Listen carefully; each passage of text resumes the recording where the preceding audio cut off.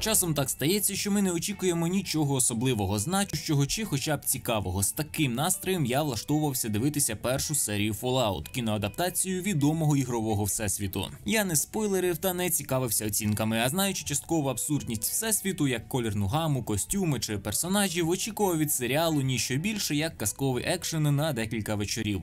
Ні, але схоже на правду. 8,6 на IMDb, декілька років зйомки, Джонатан Нолан, залучення Bethesda до процесу, збільшення онлайну франшизи після виходу і, звісно ж, другий сезон. Вітаю, піпли! В цьому відео я не розкажу, як чергова серіальна адаптація ігрової франшизи зірвала чарти, бо це і так зрозуміло. Я ж розповім про те, як та сама адаптація відрізняється від всесвіту, що показує, а що порушує, чи відповідає канонам і ще багато чого цікавого. Тож, приємного перегляду, тисніть вподобайку та підписку, якщо досі цього не зробили, а також не забувайте спускатися в опис, там всі важливі посилання. Розпочинаємо! Біля керма під час виробництва були Джонатан Нолан і Ліза Джой, творці світу Дикого Заходу, а Bethesda, в якої перебувають права на всесвіт, пильно стежила за процесом, щоб адаптація відповідала іграм. Сам Тодд Говард працював над серіалом як продюсер, і, як відомо, кіноадаптація – це ризик, тому компанія неодноразово відхиляла ранішні пропозиції і згодилася лише на адаптацію під крилом Нолана та Джой з фінансуванням Amazon MGM Studios, що після пілотної серії відразу взялися фінансувати решту. До речі, це близько 153 мільйонів доларів, що означає понад 20 мільйонів на одну серію. Вау!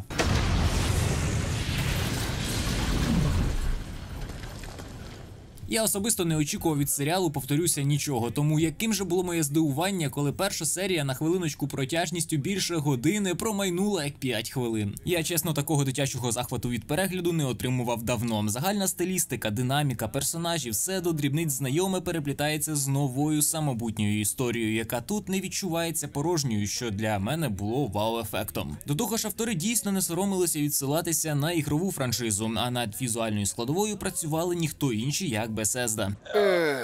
Чудово. Серіал просякнутий духом всесвіту і чудово витримує лінію, де можна посміхнутися, де роззявити рота, а де поринути в драматургію, роблячи адаптацію глибшою, не пластмасовою. Тож не дивно, що у зв'язку з успіхом серіалу у Fallout 4 того ж на момент запису пік онлайну піднявся до 100 тисяч, уявляєте? І лише один Fallout 4, лише в одному Steam. Та що говорити, я після перегляду теж зіграв, бо це той момент, коли виграли всі. І глядачі, які можуть продовжити шарити всесвіт після перегляду, заповнюючи пустоту, і Bethesda, що ще раз хайпонула на франшизі, ну і Amazon, звісно, теж. До речі, Bethesda дійсно хайпує, адже не забарилися, і вже 25 квітня вийде, чи вийшов, якщо ви дивитеся це після зазначеної дати, так званий Next Gen апдейт для Fallout 4, що дасть 60 кадрів для консолей. Гра стане перевіреною для Steam Deck, а також обіцяють квести, підтримку широкоформатних моніторів і всяке інше. Але вам точно буде цікаво почути, що ж такого змінили в кіноадаптації, адже це не огляд серіалу. Я раджу насолодитися ним самим. Мені самому було цікаво, тож я зібрав багато чого класного. Але спершу зверніть увагу на спонсора цього випуску – Quant Roleplay. Це український віртуальний всесвіт GTA, в який можна поринути вже зараз. Це твоє справжнє ігрове життя. Керуй ним та ставай ким завгодно, від поліцейського до далекобійника.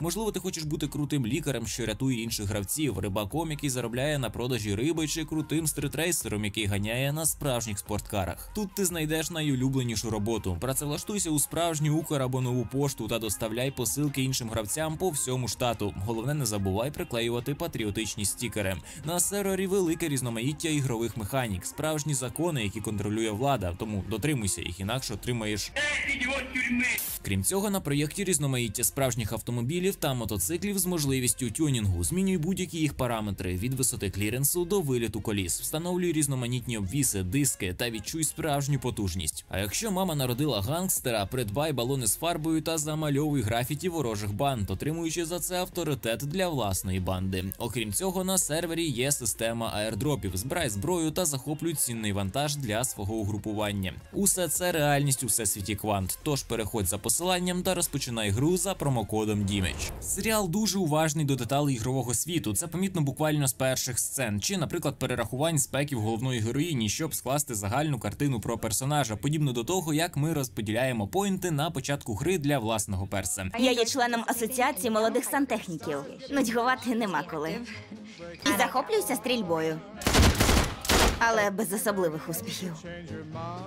І ще купа всяких моментів, починаючи від візуального стилю кухні і закінчуючи стимулятором, що лікує тут і зараз. Однак у деяких випадках серіал все ж відхилився від канону франшизи або вніс досить значні зміни в лор гри, що вже встигли помітити певні фанати. У ньому присутні досить багато великодок на Fallout, що точно викличуть емоції у тих, хто знайомий з франшизою, але є і досить великі відмінності, хоча глобально на сприйняття вони не впливають, тим паче для пересічного глядача, все ж даючи самостійну історію, повторюся. Але тим не менше ці відмінності є, і багатьох вони можуть засмутити.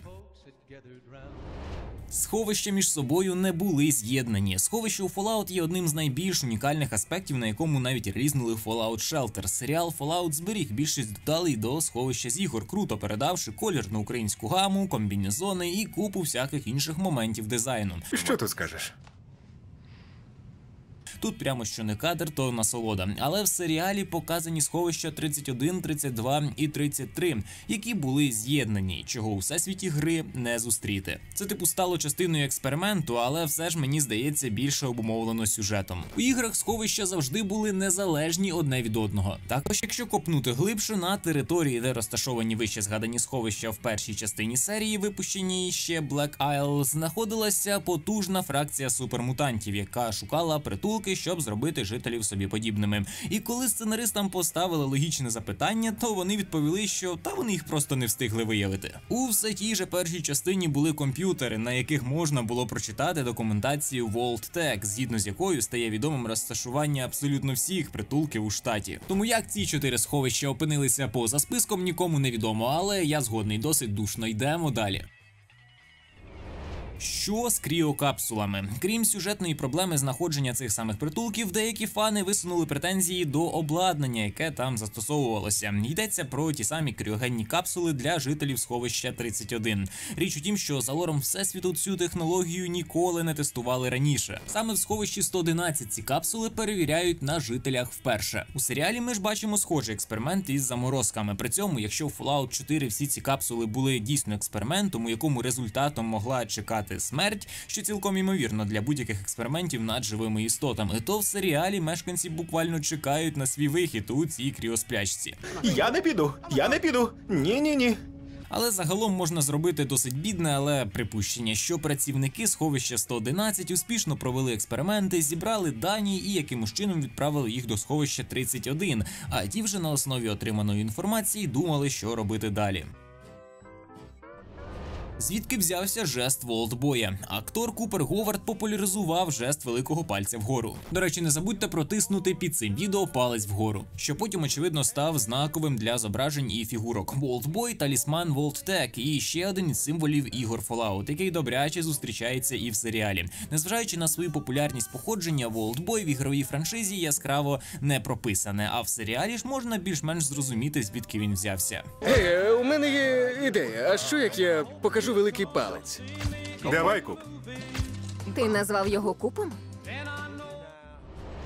Піп-Бой відрізняється від ігрової адаптації. Персональні комп'ютери мешканців сховища Піп-Бой у Fallout 3 були біометрично прикріплені до тіла, таким чином їх можна було зняти лише з рукою. Проте вже у Fallout 4 Піп-Бой був більше потрібним аксесуаром. В серіалі ж взяли за основу більш безобідну версію Піп-Бой, ту яка з Fallout 4, який до того ж отримав нові функції, такі як можливість бездротового підключення до пристроїв та трекер цілей, які значно допомогли Люсі під час сюжету. Щоб було безпечніше. Також ліхтарик тут зазнав змін, адже в іграх він просто був світлом від екрану.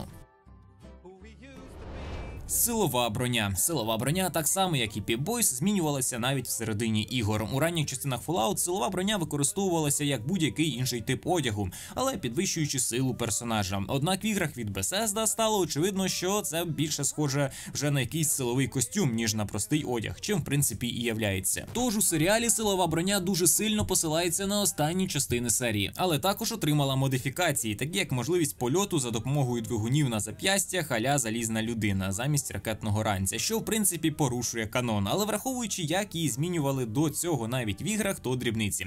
Також в серіалі вона отримала голосовий модулятор та подачу води для пілота. Вибачте, я знехтував своїми обов'язками. Що ти робиш? Просто доливав у бачок воду, щоб ви могли пити. Крім того, з'явилася нова версія броні Т-60, але окрім цих косметичних на перший погляд змін, одна зміна все ж вплинула на сюжет серіалу. Справа в тім, що в серіалі з броні не можна навіть вийти, якщо відсутнє силове ядро. Розумні гулі роблять інгаляції. Ще одним нововведенням у лорі Fallout стало те, що розумні гулі змушені користуватися інгалятором, щоб зовсім не здичавіти. На жаль, у серіалі не говорять, що за рідину поглинає гуль-протагоніст, але якщо судити за кольором і потенційними властивостями, то багато хто припускає, що це антирадин – засіб виведення радіації з організму. Без оцих штук ти станеш таким, як вони? Поява гуля там взагалі епічна. Але тут треба розуміти, що гулі з'явилися після апокаліпсису. А це означає, що і ліки з'явилися в характерний період. Пояснити подібний сюжетний прийом можна лише тим, що нібито радіація вже не виводиться з організму людини, і ці диволіки якось захищають мозок гуля від радіоактивної деградації. Залишається лише здогадуватися, як інші розумні гулі протягом 5 ігор примудрялися ховати від головних героїв усі ці свої штучки. І де брали їх в принципі, тож так, теж своєрідна нестиковка. Також у серіалі гулі були майже безсмертними та могли зцілити майже будь-яку рану, хоча в грі їх досить багато, а вмирали вони плюс-мінус як звичайні люди. Анклав покинув захід в іграх Fallout. Анклав, який прямо походить від довоєнного уряду Сполучених Штатів, був значною фракцією у декількох іграх Fallout. Проте до Fallout New Vegas Анклав майже не був представлений на заході. Більшість його членів або повернулися на східне узбережжя, де Анклав був сильніший, або приєдналися до інших фракцій, через що їхній вплив на основні події ігор був невеликим. У серіалі Анклав показали небагато, проте стається втеча Сігі Вілзіга від них із ключем до холодного ядерного синтезу. Рівень участі Анклаву в Каліфорнії значно вищий порівняно з New Vegas.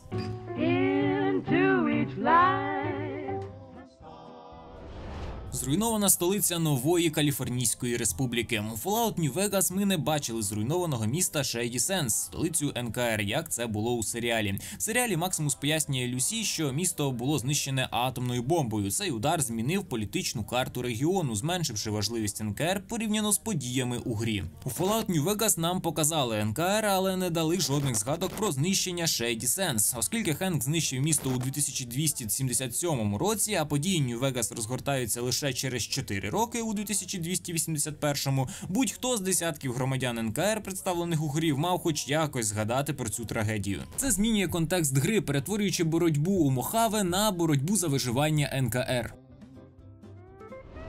Волт-Тек – це причина Великої ядерної війни. Волт-Тек був причиною Великої ядерної війни – це теорія, яка раніше обговорювалася серед фанатів, але підтвердилася лише у серіалі. Одним з найбільш приголомшливих фактів, і для мене особисто, стало те, що компанія Волт-Тек, відповідальна за створення тих самих сховищ, сама й скинула ядерні бомби, що призвели до знищення світу. Ядерний вибух був би трагедією, але також і шансом. Згідно з цією версією, Волт-Тек скинула ядерну бомбу, щоб забезпечити успіх власних сховищ і буквально вивести з конкуренції інші компанії. Їхній план передбачав пережити всі інші компанії у світі та стати найбільшою монополією, яку коли-небудь бачив світ, що насправді виглядає глибше, ніж здається. Нашим сховищем стане запасів на століття. Тим часом наші конкуренти, тобто всі інші люди, крім нас, помруть на поверхні. У іграх ніколи не давали багато інформації про початок тої самої Великої війни, окрім загальних згадок про війни за ресурси. Офіційне пояснення ґрунтувалося на тому, що Китай і Сполучені Штати взаємно знищили один одного ракетами. Та в серіалі це розкрили через призму жаги корпорації, людської сутності, яка готова піти на крайнощі, навіть якщо вони знищать весь світ заради примарної перемоги.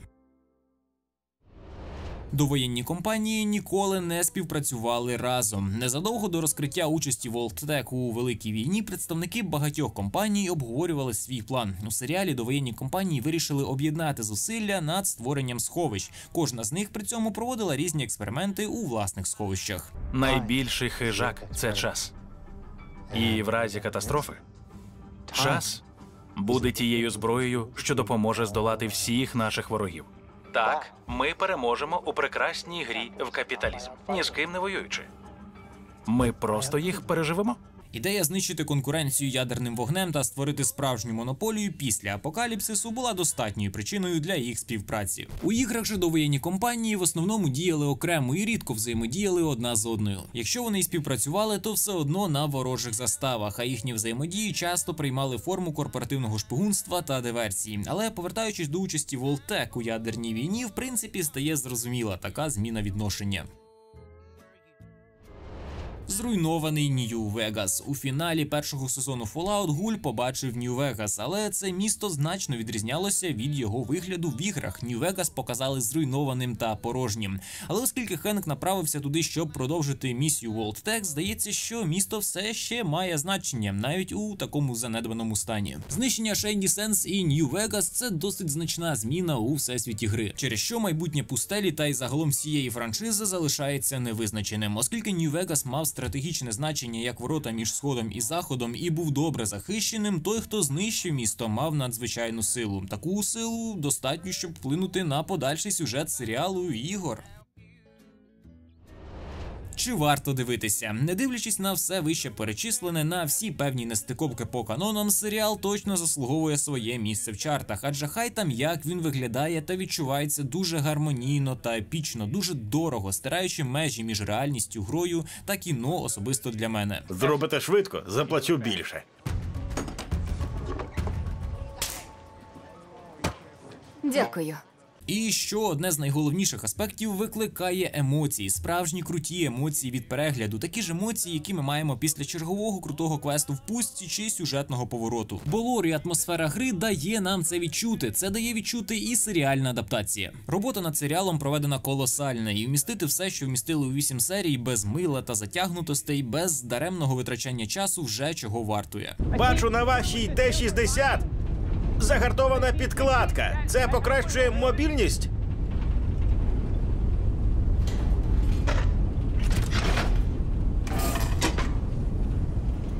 Видри це. Звісно, все злизати з гри не можна було і точно не потрібно. В результаті ми отримали всесвіт і багато знайомих моментів, які подані у власній сильній історії, яка дозволяє часом замислитися, співпереживати, а часом посміятися чи просто залипнути на крутий екшен. Отже, трясся. Бляха, ні. Боже, ні, дідько. Бляха, бляха, бляха, бляха. Особисто я не знаю, за що критикувати серіал, бо я не критик і суджу з точки зору глядача, який просто залишився задоволеним від перегляду, задоволеним тим, як серіал зміг не потонути у фансервісі, але і не втратити його, як зміг передати серйозність, будучи у досить дивній для апокаліпсису колірній гамі, поєднати основні елементи франшизи, культові вже на цей момент елементи, з реальною історією та реальними персонажами, яким віриш, а не спостерігаєш чергову казку. Багато сперматозоїдів. Той випадок, коли адаптація дійсно розширює всесвіт гри, додаючи нових фарб, а не паразитуючи, після якої хочеться повернутися в гру, а не закинути як ще один екшен на вечір. Ще мені сподобалося, що серіал не подається нуарним чи занадто серйозним, адже це просто йде наперекір всесвіту. Тут жорстокість ідеально вписується в те, як ми її бачимо у відеоіграх. Насильство, через яке показується жорстокість світу. До речі, кому цікава тема насильства в іграх, ось посилання. Так от, воно часом гіперболізоване, і це, як на мене, ідеально передає дух всесвіту. Думала, тут буде сексуальне рабство. Що? Ні. Яка огидна думка. Я просто заберу ваші органи. На цьому в мене все. Дякую за перегляд. Якщо сподобалося, не забувайте про підписку, вподобайку та коментар для просування відео. Також за можливістю доєднуйтеся до спонсорства чи на Патреоні. Ще в описі ви знайдете мій телеграм-канал, твіч та мерч. Бережіть себе і побачимось. Для тих, хто лишився до цього моменту, ну ви круті. У 6-му епізоді серіалу можна побачити трансляцію передвоєнного новинного шоу Galaxy News зі сховища Vault-Tec. Трансляція є такою собі рекламою місць у сховищі для захисту від неминучої ядерної катастрофи. І от на екрані можна побачити номер, за яким треба телефонувати тим самим Vault-Tec. І так, звісно, знайшлися ті, хто зателефонував. Наприклад, журналіст PC-геймер Крістофер Лівінгстон став одним з таких. Але, певно, щось пішло не так у компанії, тому все, що можна почути, це крик з динаміка. Адже війна ніколи не змінюється.